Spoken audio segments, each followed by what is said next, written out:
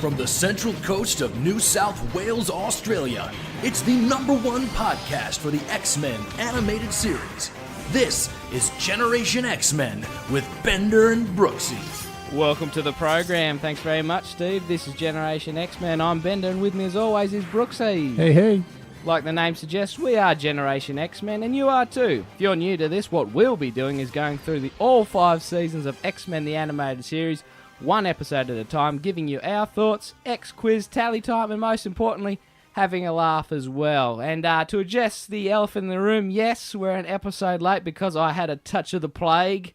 Not really, just a cough that I didn't want to put anyone through. Me coughing uncontrollably every 5 minutes. The intro would have sounded like this. Yes, thanks, Steve. This is Generation... Whoa, fuck. And I wouldn't want to do that. So I'm all cleared up now. No more cough. Like the Terminator, I'm back. And we're ready to come the apocalypse and whatever that means. But what do you think of this title? Up front, what do you think of this title, Brooksy? I mean, come the apocalypse. It's, I mean, in the comic books, they have these big, catchy titles. This one seems a little bit too, I don't know, not say high and mighty, a bit too sophisticated to me for a children's episodic cartoon series. I was thinking like Shadow of Apocalypse would have been a nicer, cooler, punchier title, because what the episode's based on is a comic book, comic book X Factor, and its title was Fall of the Mutants. And obviously you couldn't have that one because that's just a little too...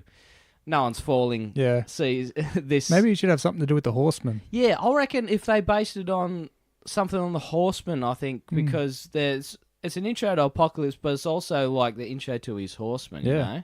And the creation of them. Yeah. Rise of the Horsemen. Rise of the Horsemen, there you go. Or similar, the 4 Horsemen. So then maybe would have implied there's too much about the Horsemen, not enough about Apocalypse. But yeah, this is an Apocalypse episode. I suppose they couldn't go with Enter Apocalypse because they had that for Enter Magneto. Yeah. But that's just something that I thought that'd be interesting to talk about, because titles are so very important to comic books. Maybe episodes, because I think we've got some more spectacular titles coming up later. Oh, definitely. You know we do. There's some really good ones coming up. But yeah, I just wanted to talk about that at the start. And let's kick it off with a bit of X quiz. Pop quiz, Hotshot. Pop quiz! Pop quiz, asshole. Time for a surprise quiz. Gonna be a pop quiz on Wednesday. There's a pop quiz. Pop quiz. All right, Brooksy, how many questions you got? I have 2 super duper questions. I've got 3. Okay. I was afraid that you're going to have heaps more than me. But we'll kick it off normally and you can start again.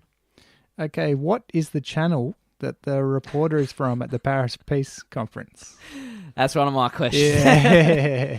He works for ITV Channel 7. That's the one. See, for me, I don't like doing Channel 7 because it just reminds me of Australian Channel 7. Right. So if I'm ever writing up a story or whatever, I always make them Channel 6, because Six Brothers Pictures, and I think it was like the Ninja Turtles channel, and doesn't have like a big signifier. Like Channel 7's an existing channel to me, so I'd never use like Channel 7. So that kills my question. Okay, during the World Peace Conference, Apocalypse takes the form of a gargoyle. How many other gargoyles are with him on the top of the roof? Ooh, is he the middle one? Is it 3? He is the middle one, and it is 3. That's right. Yeah, I thought that was pretty neat. It was like those gargoyles were a bit lion-esque too. Yeah. So continuing with our Paris Peace Conference, the conference chairman comes up to the pulpit with all the microphones on it to talk. Yep. How many microphones were there for him to speak into? God damn it.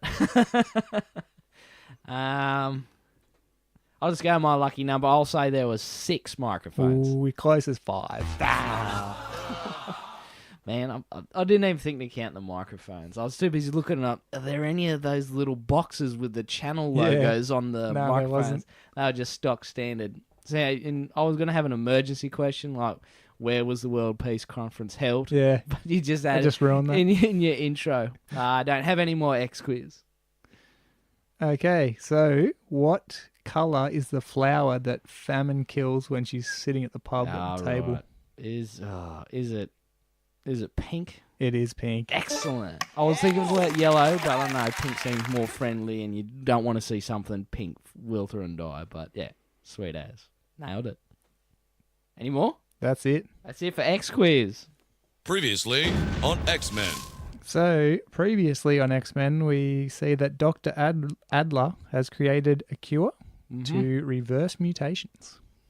And Rogue is pretty keen for it, since you can't touch anyone.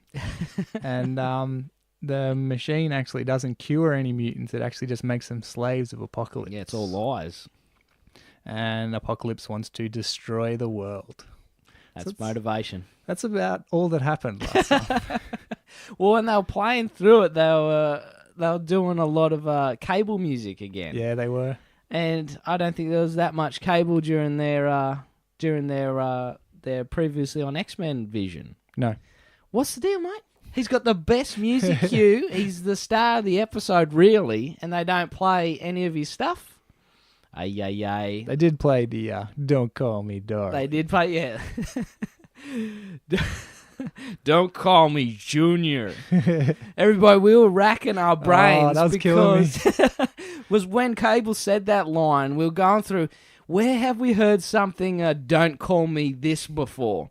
We had the reading down, the rhythm of how Indiana Jones says it. For anyone who wants to know, it's from Last Crusade when Henry Jones, Indiana's dad, yelling at him, oh yeah? Well, who's going to come to save you, Junior? I told you. Then he takes the machine gun off the nuts, he goes, wipes them out, and then he says, don't call me Junior. So we were racking our brains as we were leaving, getting ready to... what you did. I can't believe what you did. And then I was halfway out the door, walking towards my car. The door flies open, and Brooksy yells out, don't call me Junior. There it is. So I put a supercut at the end of the episode of Don't Call Me Junior, Don't Call Me Shirley. Because I knew it wasn't Don't Call Me Shirley because he said, and Don't Call Me Shirley. But we finally found it in the end. I thought that was funny that we just took a matter of time before we figured it out. Also on the last previously on X-Men, that's just me doing an impression, I think.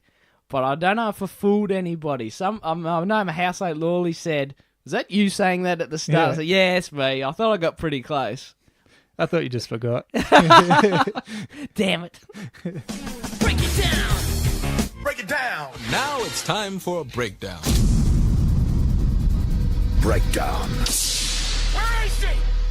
So, today we are doing Season 1, Episode 10, Come the Apocalypse. The original air date for this was February 27, 1993.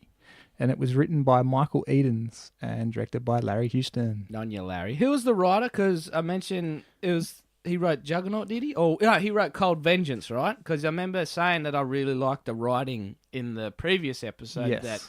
And he wrote Cold Vengeance, and I liked the writing in that one. And you said he does come the apocalypse. So yeah, that's the two this season. Yeah.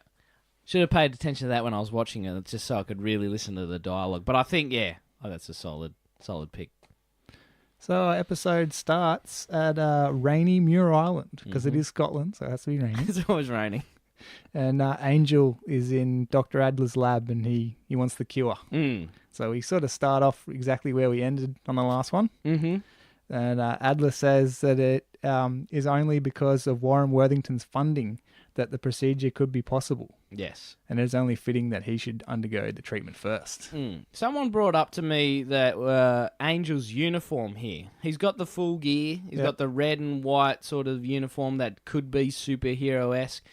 Because he hasn't shown any sort of allegiance to the X-Men or X-Factor or any other of these mutant things, people want to know where he got the uniform from. Did he just have it lying around? It doesn't seem like that he'd be the sort of character in this series that would have a uniform to dress up in if he doesn't want to be a mutant. Well, he is a millionaire, so he could have it, but why would he have it? Yeah, that's that's an interesting thing that someone brought up. But they didn't have time to explain in the episode. For me, it felt a little bit out of place that he had a uniform, because if he was the millionaire, he didn't want to be a mutant. I don't think he'd draw attention to himself by having the full uniform. It's cool to see him in that, and it is a setup to what he wears later on in the series. It's a variation of that, because it's still the same pattern, except the red has been swapped out for blue. So maybe it was just a way to tie those two things together.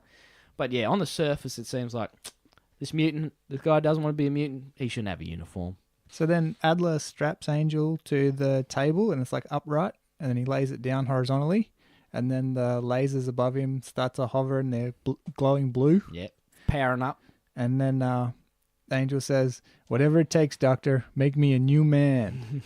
And then Adler says, "You'd be surprised how new." And then morphs straight back into Mystique. That's right. And that's just before the machine kicks in. So he's like, "What? Bang." So this would like build a sense of dread because we know, the audience knows already that, hang on, this machine's not going to cure him. So it could be building up like a sense of like, oh no, don't do it, Angel. Yeah. You're about to be fooled. So it's this really nasty scene coming up when he's getting blasted by the machine rays. So once it's underway, Apocalypse comes into the lab and he commends Mystique on her work and says that she will be rewarded. She always gets startled by Apocalypse. Oh, yeah. Oh, he loves sneaking up on her. Increase the power. I want to hear the cries of the future being born.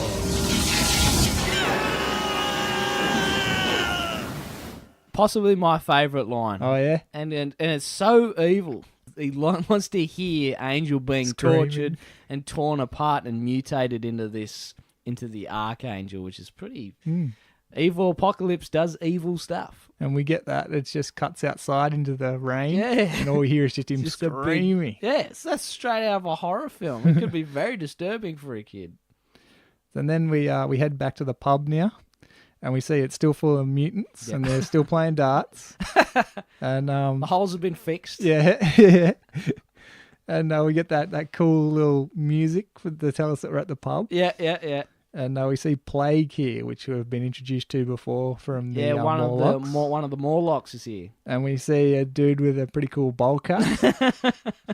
A Dr. Otto Octavius inspired bowl cut. So his name is Abraham Kiros. Oh, really? I didn't know that. And they're annoyed at the waiting time to see Adler. Yeah, so it was a month or something, wasn't it? Yeah. He's been waiting for weeks. I've been waiting a month. I want my cure. We all do. Sit down. That's when Plague says that, right? She just chucks a stool at him. Plague says, "We all do. Sit down, sweetie," and throws a bar stool at him.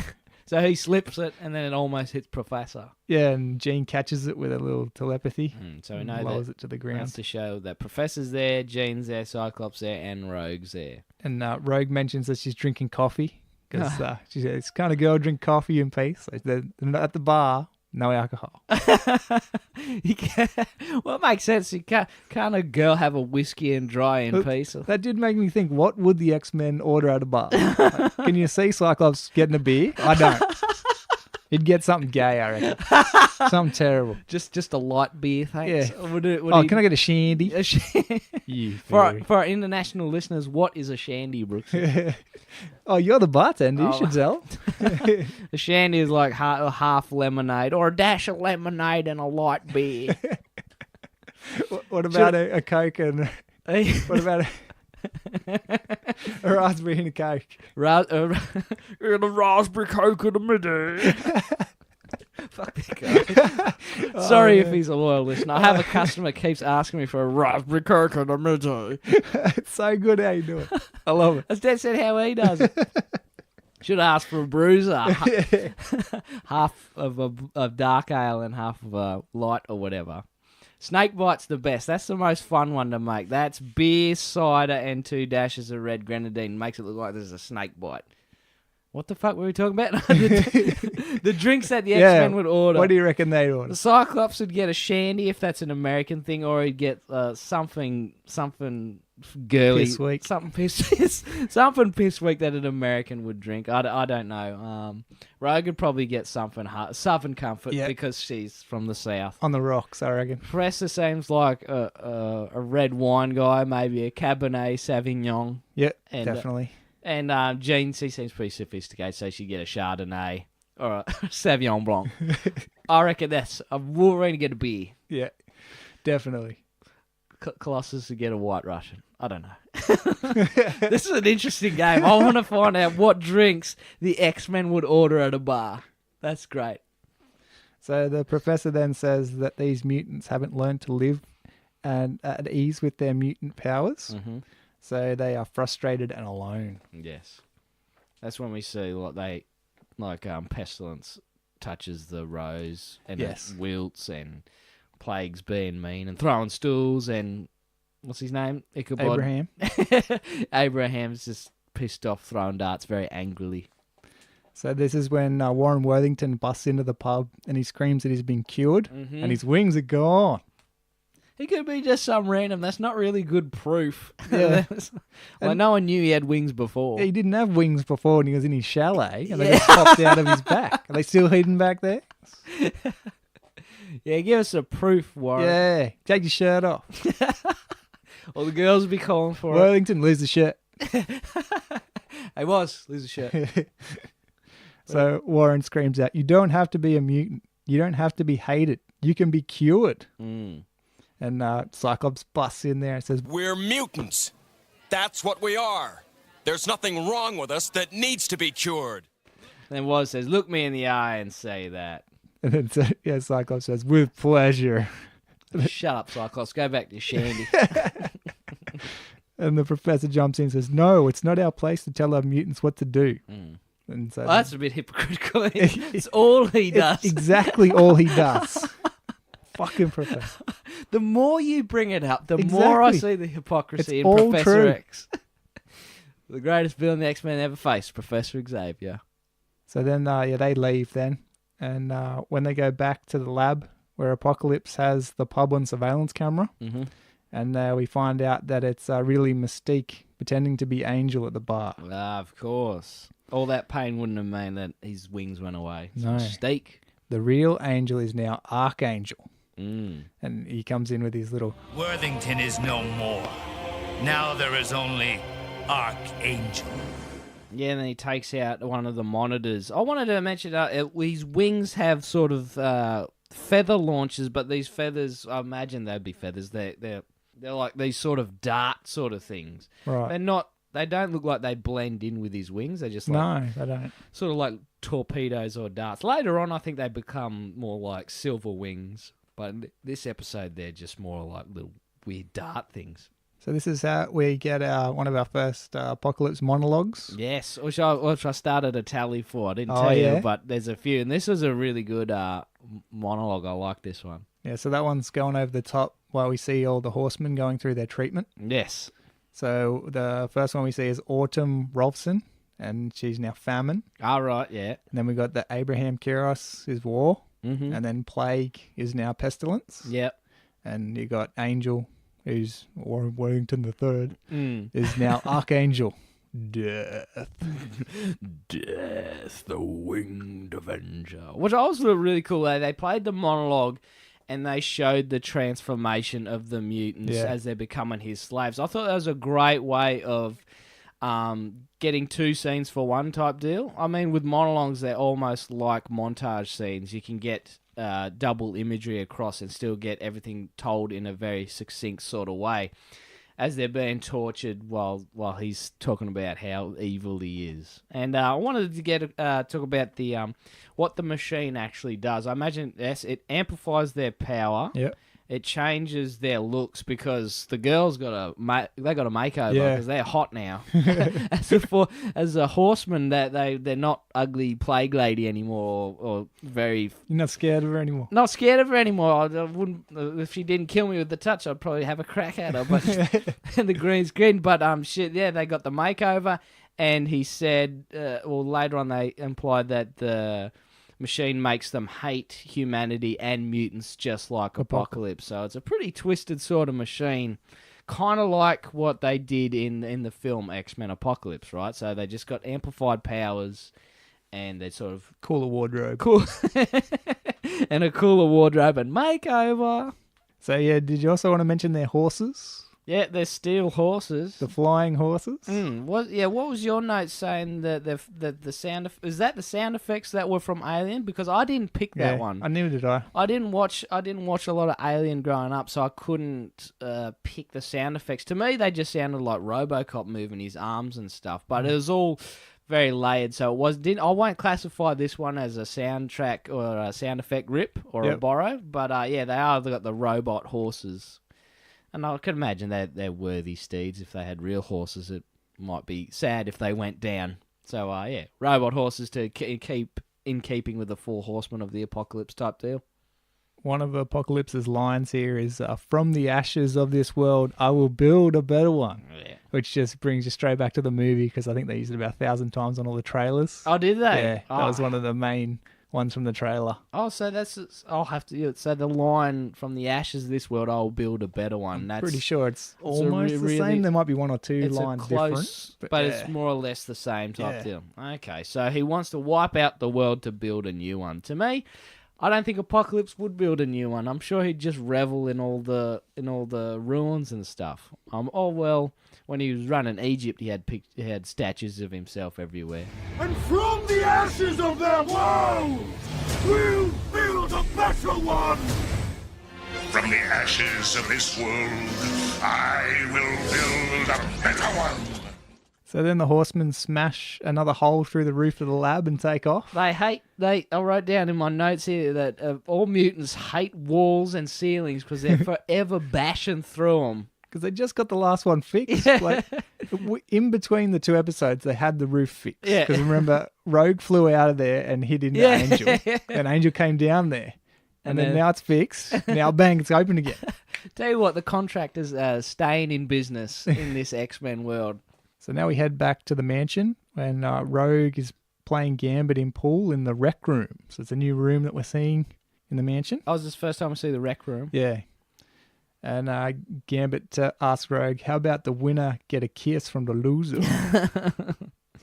That's not funny. Or do you want to end up in a coma? Yeah, he's just trying to put her off a shot, which he does, because she's got to sink the 8-ball and she wins. So. 8-ball in the side pocket. I like to actually use the behind the 8-ball line in the wrong thing. You don't use it at the end of the game. It goes at the start of the game if you're blocked.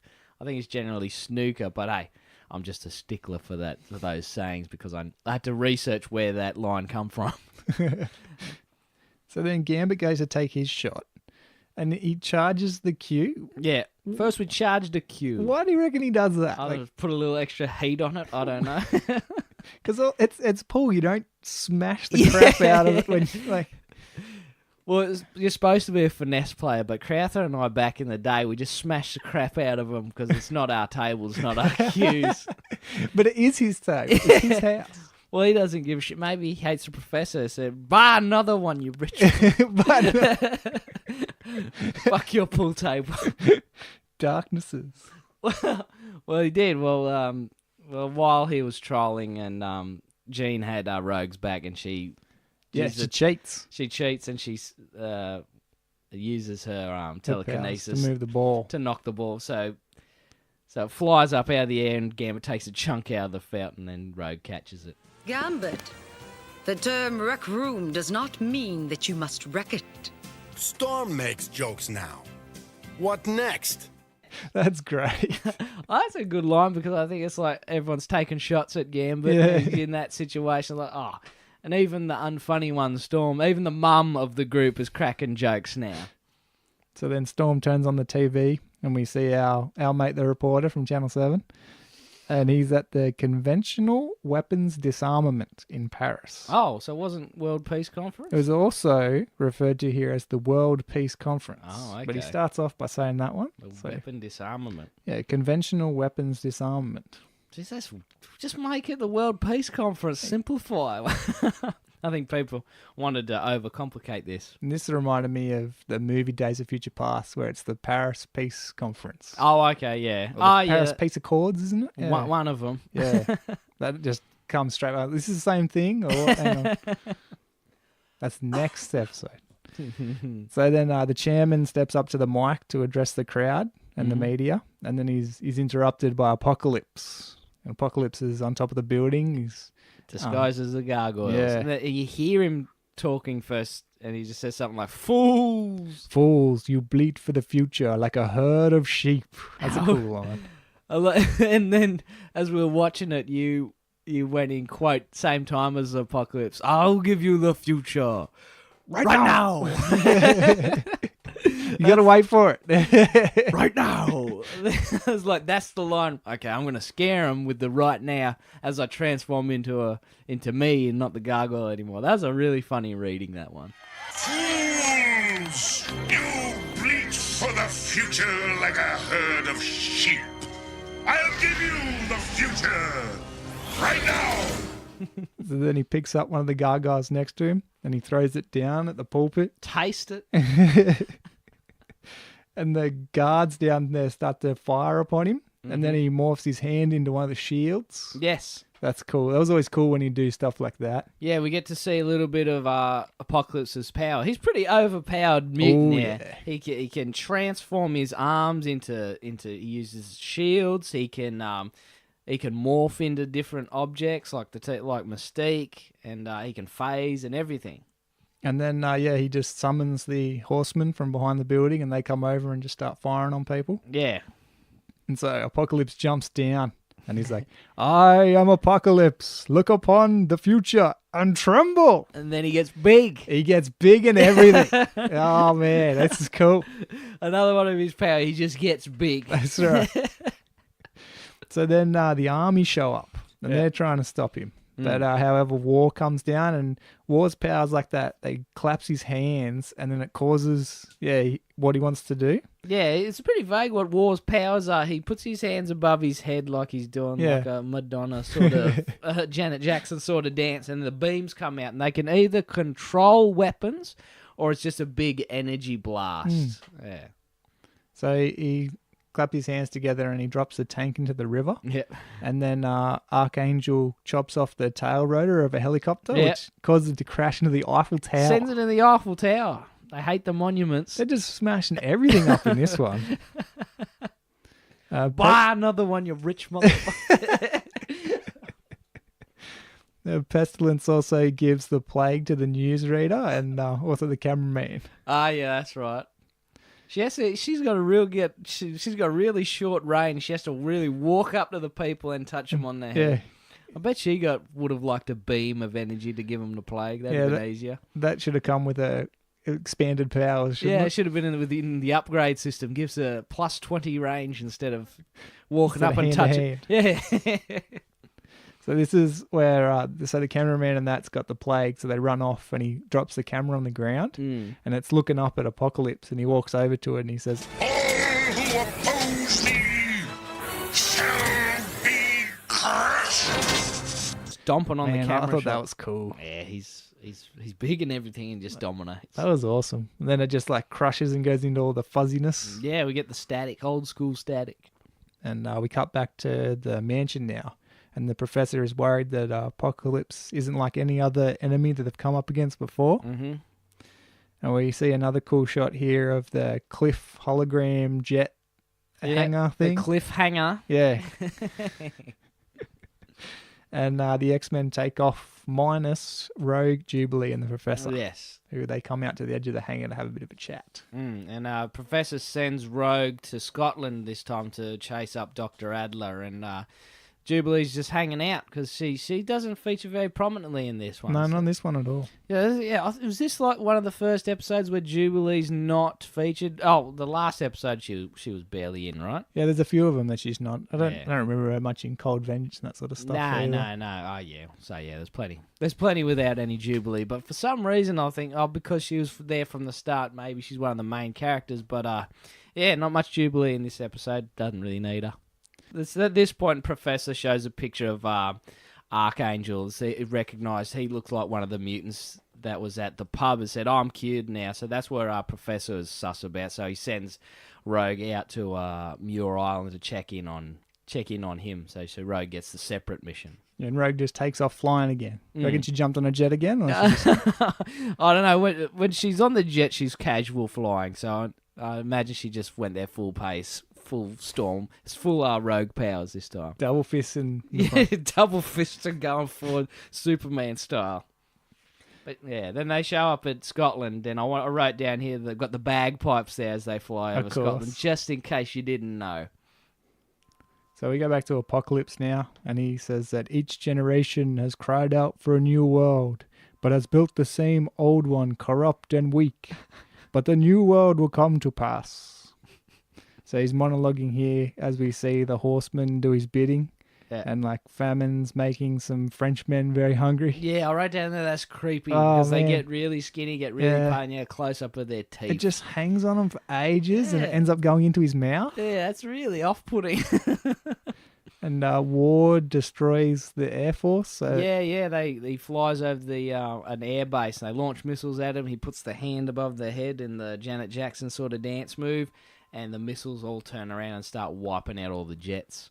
And Archangel comes down to destroy a hydro plant and a dam. Yep. So yeah, they're all causing havoc. So then Rogue flies back into Adler's lab, and by this hole in the roof again. Yeah. And we get a cool shot here of Mystique, and she's silhouetted. Yes. And the silhouette changes as she walks out of the darkness. She's using Adler's voice, and then she changes into Adler. Yeah, you see the yellow eyes disappear to human eyes. But I like that. Yeah, she can transform her vocal cords as before she needs to transform her appearance. And Rogue says, "You're thinking of putting in a skylight, Doc? Like, why'd they have to put that into there? Because there's always holes in the roof." Like, they should put in a skylight or a door on it or something, like they have at stadiums. And Adler says, experiments sometimes have unforeseen results. And they also have a shot here of Mystique is like sort of two-facing it. Yeah, she's two-faced. Yeah. She's two-faced as she turns away. I explain my treatments to no one or whatever. And then Rogue grabs her and throws her in the machine, or throws Adler into the machine. Yeah, so locks her down. And then that's when she morphs back into Mystique. And they're like, looks like we got another mutant. And she goes, I'll tell you, I'll confess. Yeah, she just tells you everything here. She's like, there is no cure. Apocalypse uses the treatment to turn his mutants into slaves. Yeah. And it makes them hate everyone, mutants and humans, like Apocalypse does. And she reveals that he has a hidden base under Stonehenge. A secret command center hidden under Stonehenge. Command center. In England. Did she say in England at the end? Oh, yeah. Just not to be confused with the Stonehenge in Central Coast. There was a blank to it. It's like, it's Stonehenge in England. I think it's just a little bit of education for the American children. So Rogue lets Mystique out and tells her that she better hide because Apocalypse won't like her spilling the beans. Then Mystique gets the gun out. Who's going to tell her? Shoots Rogue in the back, and that sends her into the machine equipment and starts all it again. Crashing down. Yeah. That's the second time that's fallen on her. Hey, I want to know where I just thought of this. Where's Avalanche and Pyro during this? They're still a part of the crew. Yeah. They probably got rid of them because they're hopeless. They pissed off out of there. They're like the Marv and Harry of the X-Men. Like the wet bandits of the X-Men animated series. They're just pretty useless and goofy. So yeah, Rogue's worried then that that machine might have been the only way to turn the mutants back. So she's not happy that it's been destroyed.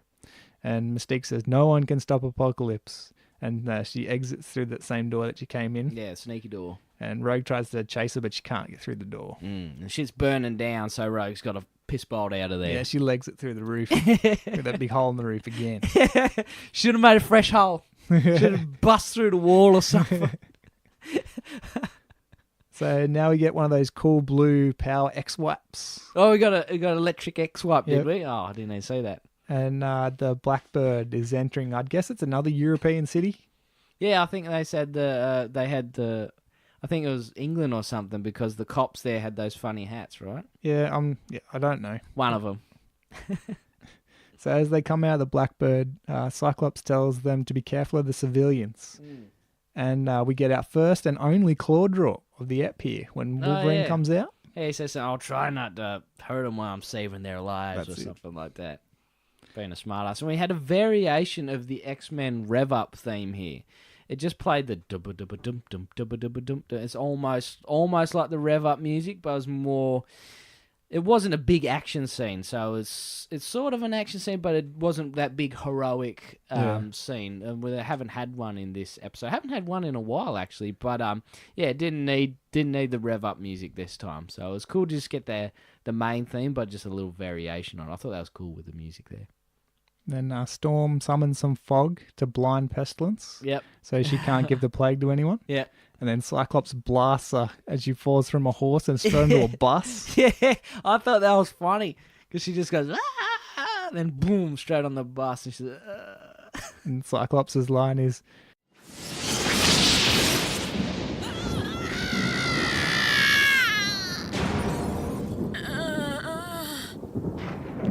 be a while before you plague humanity again. And Archangel flies in to rescue Pestilence, and he says, "Who dare oppose the 4 horsemen of the apocalypse?" Yeah. And then Wolverine flashes his claws at him. "The X-Men do, bub." That's our next bub. All right, we got a bub. We got a bub this one. Excellent. So then Wolverine stabs into War's horse as he's flying past. Yeah. And he says, "Don't you think we're getting a bit carried away here?" And then War just punts him in the face. Just kicks him straight in the face. All right, now because it's funny because Wolverine's just falling. Hey. Bang, smashes into a car. And then he says, "Pig-faced runt couldn't take a joke." It's like almost swearing, but it's not. That sounds like it's some pig-faced runt. Yeah, that sounds like that could be some harsh language, but yeah, I thought that was really funny. When he gets kicked off, he says, "Hey." Hey. Hey. Don't you think we're getting a little carried away here?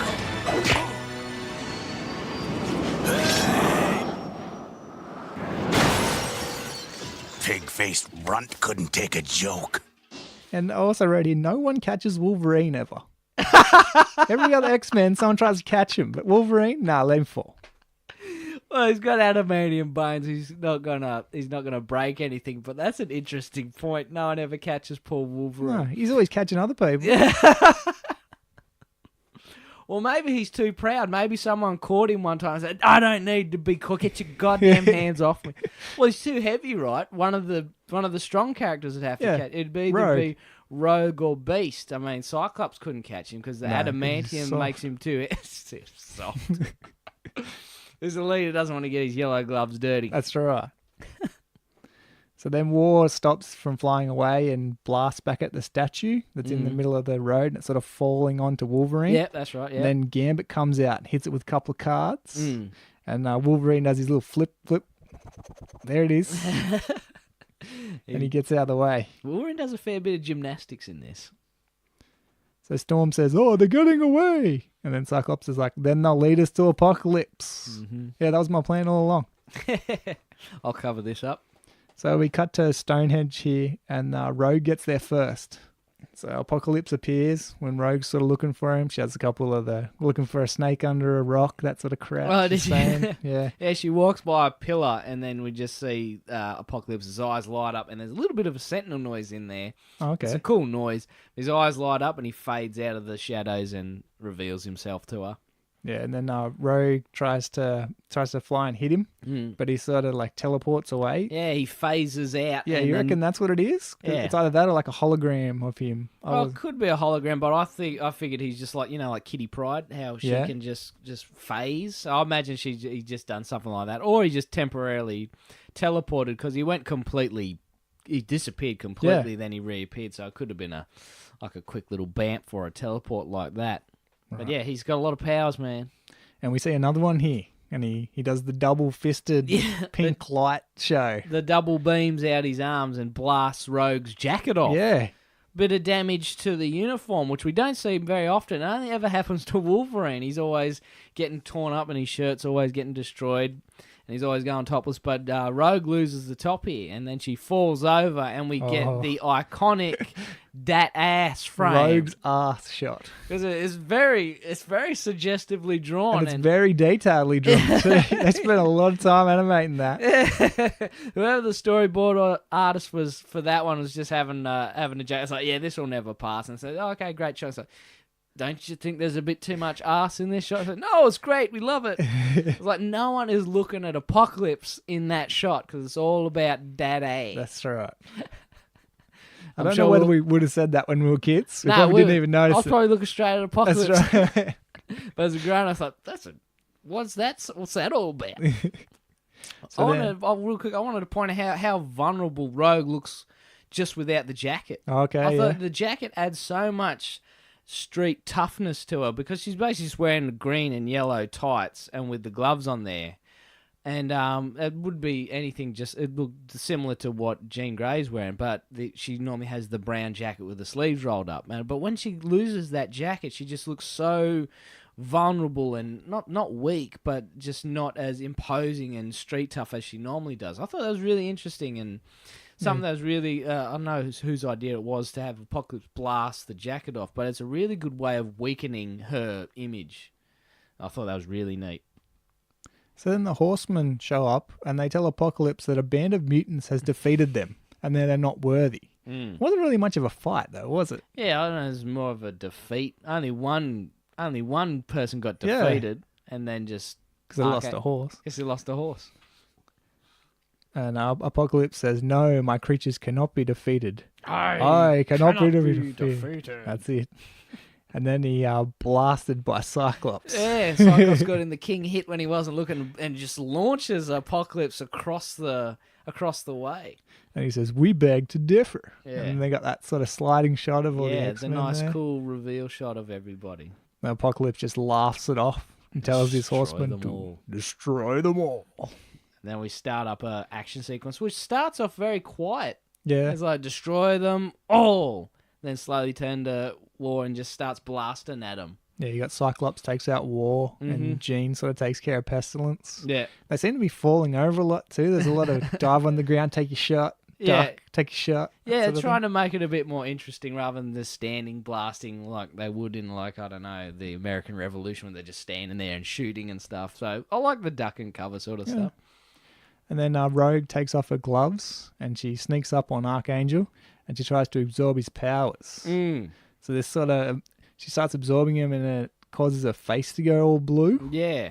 And then she's sort of thrown off screaming. Yes, he's absorbing some of the dark energy and sort of the evil out of Archangel. And he sort of comes to and he's like, he's back to being sort of angel, sort of. He gets the spell's broken, as it were, and he sort of realizes what he's done, and that's the line from "What have I done?" And she's more or less just taken the evil out of him rather than absorbing his energy because he's still flying. He seems to be all right. She's just sort of knocked him out, kind of like when Short Round puts the fire to Indiana Jones in the Temple of Doom. Indy, I love you. Wake up! And then he's just snapped out of it. So the what's the evil dream called in the Temple of Doom? The Kali, the dream of the Kali or whatever. Yeah. So that spell's been broken. Dream of the Kali's out of Archangel, and then he just starts stop all this destruction and breaks up the remaining horsemen quite easily too. Yeah, he just shoots a few rockets down at them and they're done. Yeah, you get that little no. One of them the plague or pestilence, she makes a funny noise. But I thought that was a cool moment to signify, yes, Archangel is the leader because he's the strongest, because he wipes out war, wipes out plague, wipes out pestilence. Or famine and pestilence, or whatever you want to call them. But yeah, that was really cool to me. It's like he's the boss. Death is the serious horseman. Now Apocalypse says, "No, you are not fit. You are not worthy. You are only delaying the inevitable. Wanna bet?" And then he charges in with both claws, and then Apocalypse just sort of goes down his secret elevator. Hidden elevator. Molar arm. I'm just drawing parallels to Temple of Doom now. We started off with Indy, and it's just continued. Maybe the writer was watching a lot of Temple of Doom at the time, because I'm just drawing parallels now. So yeah, Apocalypse rolls away. And he disappears, and then Wolverine's just stabbing into the ground trying to get down there. Stabbing the elevator. And then the three other horsemen just get up and disappear. They piss off out of there. And Archangel's the only one that stays. And then Apocalypse comes out of the ground in his spaceship. Yeah, we start hearing a rumble, and then the spaceship comes out and then flies away. Takes off, destroying all of Stonehenge. Yeah, Stonehenge is fucked. Yep. But I'll write down here that the spaceship looks really cool. Yeah, it does. So much so, I don't think we see it ever again. Oh, okay. It's got the really, it's sort of like square and in its shape. The wings sort of open up, and then the cockpit comes out, and then it just flies away. The design was so transformery to me. It felt like, it looked like the arc that they fly in or something. It just felt like it didn't belong in X-Men the animated series. I thought maybe that was an existing model they used for other animated series or something, because it just looked too, I don't know, a bit too military, a bit too space adventure-y to me. I understand it's meant to be like maybe Apocalypse he's probably interdimensional traveling or whatever, but yeah, I just thought that point that out because it was really interesting design. It also had the A underneath it too. Did it? I'd missed that. Yeah, it looked cool. So then our rogue here explains that she took the evil away, and when she touched Archangel, and it's a part of her now, and he hopes that she is strong enough to control it, as he wasn't. And he just flies straight off into the moonlight. Yeah. I forgot to mention that when Archangel's introduced, and it plays here when he's flying away, we get a little bit of the Archangel music cue, which is sort of deep gothic choir with some... I think there's like hints of angelic sort of stringed instruments. Yeah. But I thought that was really cool. If you really analyse the music and the character, it's got that dark, evil choir and the angelic strings, showing like there's two sides to his personality, as it were. He's battling two sort of things, the person he was and the person he is, based on the corruption that Apocalypse gave to him. And in the later Archangel episodes, you get that music again. But this is the first time we're introduced to it, and I really think love the character themes in this, Rooks. How very specific they are to the character. And it plays that a little bit as he flies off into the moon, and that's the end of the episode. Yeah. That's right. Yeah, pretty neat. I wasn't.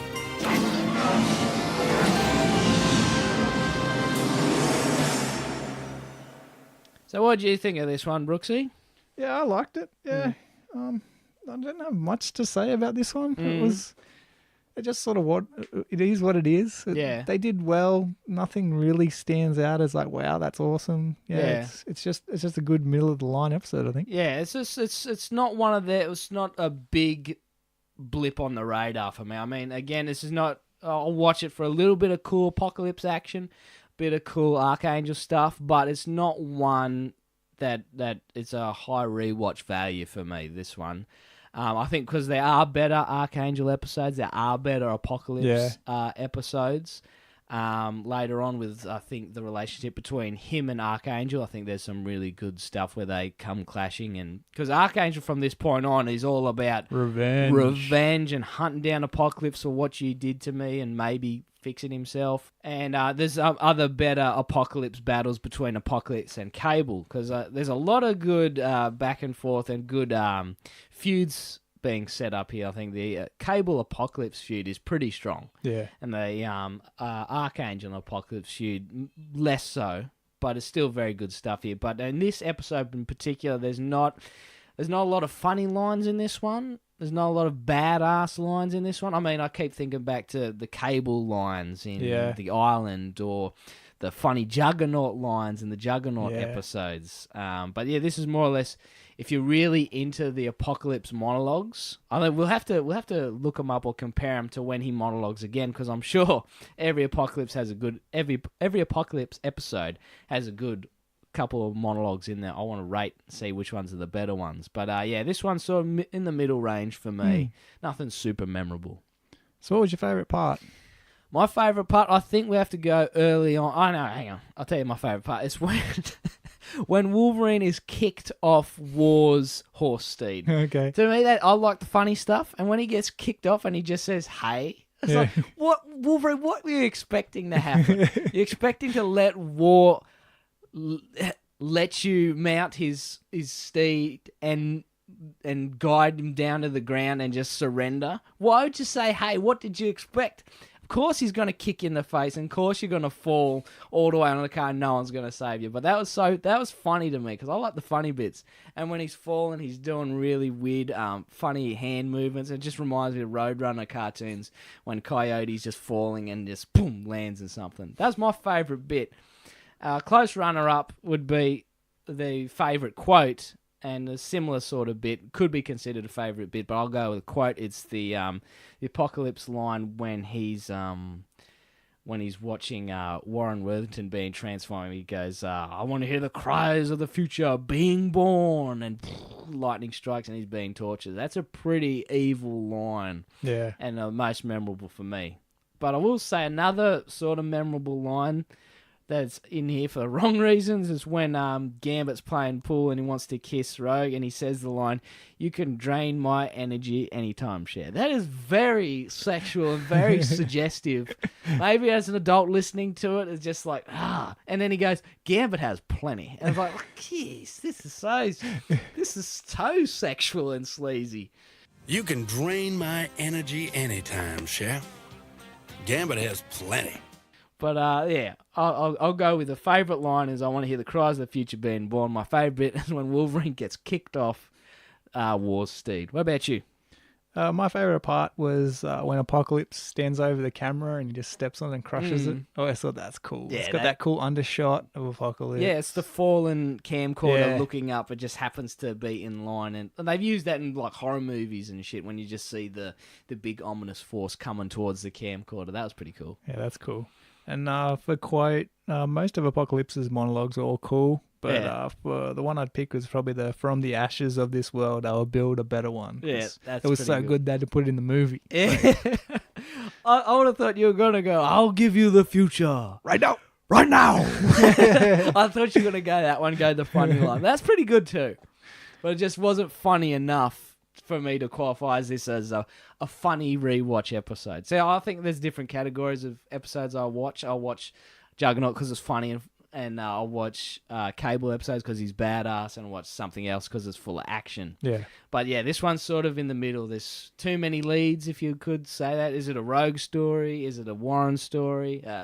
Archangel story? Is it an Apocalypse story? There's a lot of things to worry about. I mean, you think of Juggernaut, it's a Juggernaut story. It's not anybody else's, and that's probably why Come the Apocalypse falls somewhere in the middle for me. So, what do you rate it? I'll give this one another. I'll say it's about a 5 out of 10. This one's pretty. Okay. It's pretty right in the middle for me on this one. There's nothing super memorable about it. It's not one that I rewatch often. I think the more mediocre episodes of X-Men are ones that you don't remember too much about. Mm-hmm. And I only remember this one now because it's in the first season, and I tend to rewatch the first season more often than not. But yeah, I'll say it's right in the middle. I'll give it a 5 out of 10. I'm going to give it your favourite number, Lucky 7. Lucky 7? What makes it? That's where it falls for me. It's in with the other ones I've given a 7 to. So it's pushing the boundaries of being great. So it's already good in your opinion, but something holding back that makes it not great? It's like you were saying, it's in the middle there. It's nothing's pushing it that extra bit to give it a good solid 8 or. Okay. What do you what would you change to make it better for you? What would make it an 8? See, for me to make it an 8, I'd have to either up the funny lines, up more Apocalypse. I think it's just the fight scenes. The fight scenes have to have some more memorable stuff happen. Yeah, the only thing you think about is like Rogue's jacket disappearing. Yeah, like there's not like wow, imagine someone getting smashed or something like that. Yeah, it was a bit lacking in the action department. I mean, there was plenty of it, like there would be in a cartoon, but there's nothing super memorable about it. There's no hold my beer contest when Colossus throws a car, then Juggernaut throws a tank, a bus, and then Colossus throws a tank, and then Juggernaut punches it back. There's no big action beats that are super memorable like that. So that could probably be a thing for me for it to go to an 8. Give us some memorable action, but at the moment it stays a 6 for me. All right, it's tally time, and I added a new tally for this episode because it's an Apocalypse episode, and we get a lot of them. I've wrote down the Apocalypse monologues. So I've got 5 Apocalypse monologues. And for me, an Apocalypse monologue is just when he's got an extended period of speech, either by himself, during a montage, or at the enemies that are coming towards him. He just stands there and says his tough stuff. Because I wrote down his powers are getting big, transformation, energy beams, phasing, teleporting, and speaking exclusively in monologues. So I wrote down he's got 5 monologues in this one. Also you got what? 1 bub? Got 1 bub, so that brings us to 4 all up. And a 1 claw draw. 1 claw draw, which brings us to 34. Excellent. So there was no beast at all in this one, so no beast quotes. Still in prison. And Jean didn't faint. So can't add to that one. Jean was actually pretty good in this episode. She didn't faint, or she was very helpful in this episode, which I thought was neat. Okay, that's it for the episode. Rate and subscribe to us on iTunes and Podbean. You can also find us on Podcast Addict and Pocket Casters. I will ask again to give us a star rating on iTunes if you've listened to us on iTunes.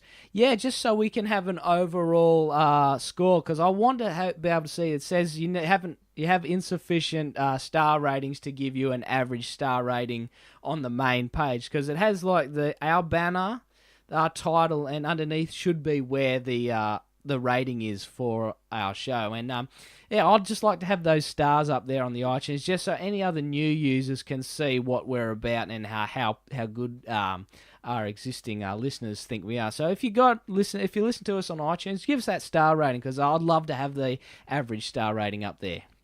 Like and share our page on Facebook at Generation X-Men. You can follow us on Twitter and Instagram at Gen X-Men Pod for some behind-the-scenes photos, videos, and Meme Monday, which we're starting up.